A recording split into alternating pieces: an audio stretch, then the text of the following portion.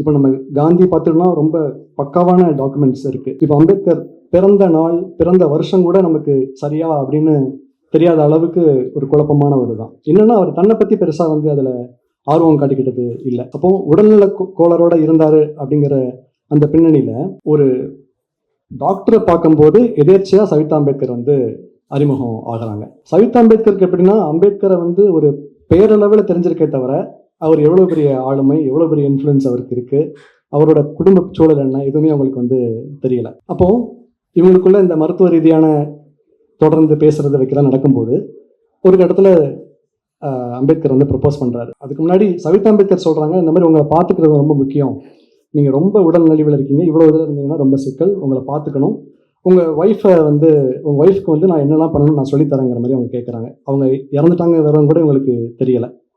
அப்போ அவர் சொல்கிறது, இல்லை அது வாய்ப்பு இல்லை, இப்படி என்னோட சுச்சுவேஷன் இதுதான் சொல்லும்போது, நான் வந்து உங்களுக்கு வந்து நான் கூட இருந்து நான் ஹெல்ப் பண்ணுறேன்னு சொல்கிறாங்க. அதையும் அவர் வந்து அனுமதிக்க முடியாது அப்படிங்கிறாரு.